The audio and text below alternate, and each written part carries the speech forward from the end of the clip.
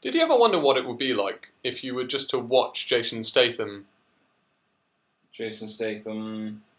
No, just watch Jason Statham. This is the mechanic.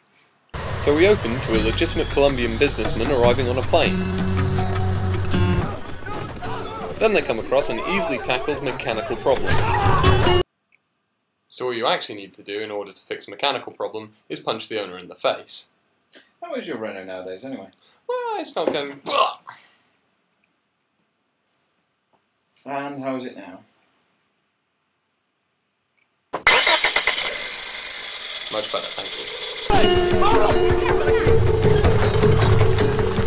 Having completed his volunteer work for the Automobile Association, he goes back and swims in his perfectly legitimate non-drug dealery pool.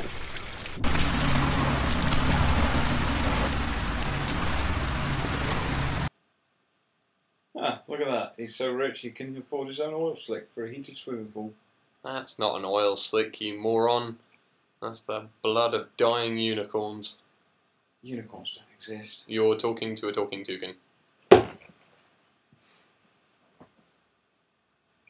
How is that Renault of yours running now? I hate you. Hey, look! A watch!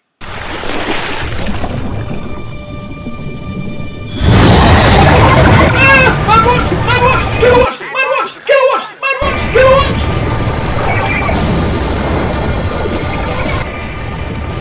Look at him go, he's filled with air. I've seen scuba tanks that discharge faster than he does. But finally, he dies. Of boredom. There's only one way to stop a bad watch. Oh, my watch. Oh hell, I think he's dead. I hate it when he dicks with me like that. So now we see the assailant escaping. He runs down a set of stairs, and then he takes off his suit to reveal... Oh, it's Jason Statham! I thought it was the Gimp from Pulp Fiction. Actually, it's the Gimp from Snatch. So the Watch, and therefore Jason Statham, leave the house, pick up a bag, and run off into the wilderness. What should I do now, Watch? And we all know how this scene's going to pan out. He's going to jump off and he sees the barge. He sees the barge and he's going to jump off. He's jumping off, he's jumping off. Yes, he's going to jump off. He's falling into the water, he's falling, he's falling. The Watch is probably taking this quite calmly, but Jason Statham himself is probably panicking. And then... Ha! Huh. One-up realism.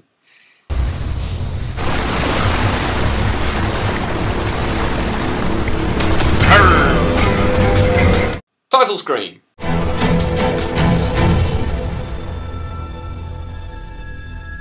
So we open to our setting for this film, the ancient lost city of Atlantis.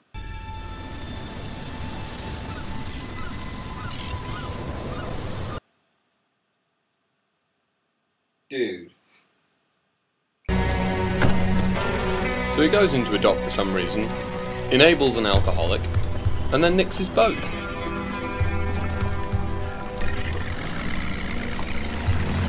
So after going home and doing the washing up, he returns to Atlantis and meets his friend Harry, played by Donald Sutherland.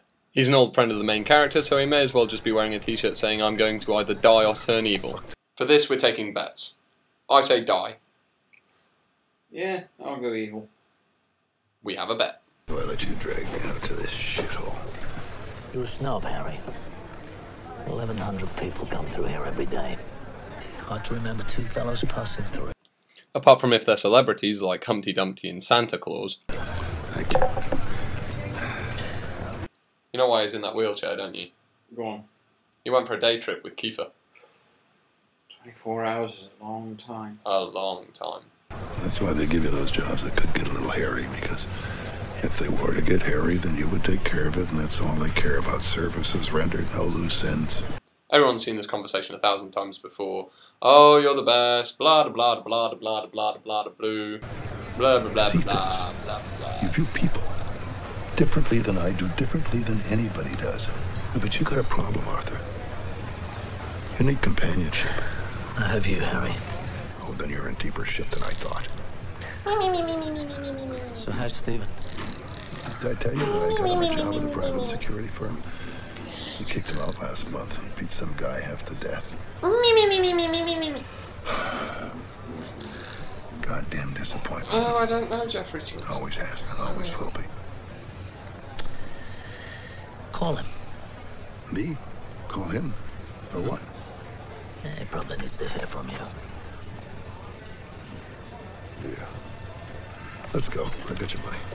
And now we're on to that scene that happens in every Jason Statham movie with such clockwork precision that it implies that the Watch in this was the director. Man watch, man watch, man watch! No, no, no, no, calm down, calm down. Just the director. Come on, dance with me.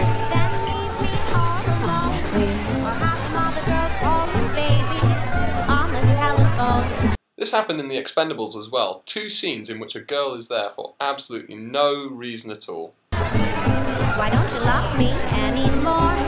Or send me So they have sex. I don't know how to do censor bars, so you just have to take my word for it.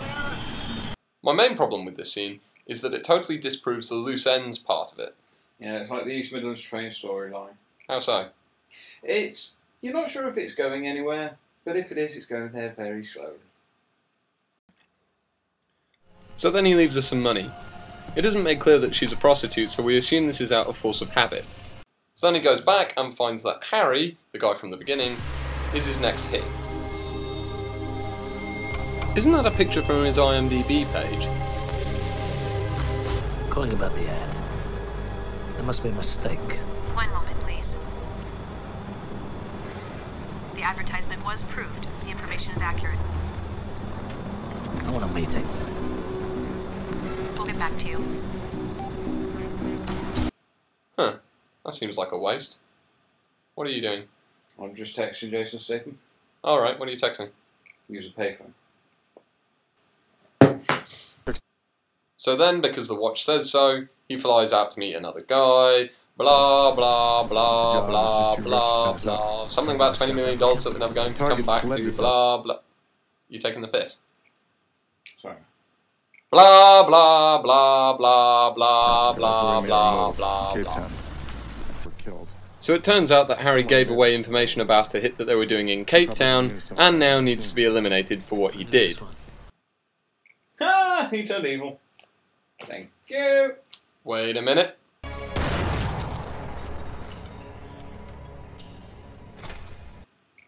Cox. Dart. Having done that, he goes home and mopes.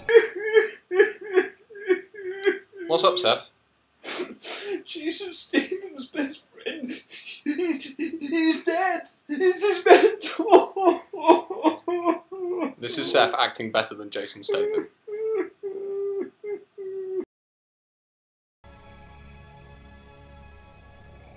So Donald, because you're not going to remember his character's name because everyone's so wooden and two-dimensional in this film, is buried. And then we meet his son.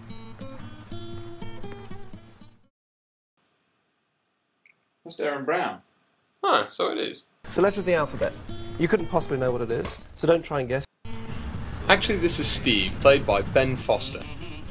Yeah, it's good to see he's not being trapped within the same roles as well. I mean, last time he was in a major film, it was X-Men 3, and he was Angel, the neglected son of a powerful man who I just didn't care enough about to remember any details of. Did you not know? Hollywood is an anagram of typecasting. No, it isn't. I'm a bird. My Renault's running fine. Your father talks about you a lot. Actually, he didn't so much talk as much as bitch and moan, but you know, same diff. So, funeral over, Jason and Darren leave the leafy suburbs of the necropolis and go back to Harry's house. A 2-story mansion in the suburbs with no obvious wheelchair access. At the house, Darren talks about taking vengeance for his father under the belief that he was killed by hijackers. His plan is to drive to the middle of nowhere, park up, and kill whoever comes past. We've cut the previous scene where he accidentally parks up in a notorious local dogging site. Thanks. Can I have it? What? I'm relieving you of your automobile, motherfucker. Wow, that is the weirdest carjacking scene I've ever bared witness to. It's a cross between Boys in the Hood and Pride and Prejudice. It's like one of them Venn diagrams of a carjacker, with the gentleman highwayman on the left and your average hood on the right, and this guy's just right in the middle. It's like watching the brutal offspring of 50 Cent and Dick Turpine. Hey. I summon ye, Jason Statham, to sort out this mess. Stupid to kill someone when you have a motive. Might as well paint a bullseye on your back. I don't give a shit. I'm aware. He's aware. Be aware. Britain needs wares. Tukun, do you know where they keep wares? In a warehouse? No, in an abattoir. Boom, boom.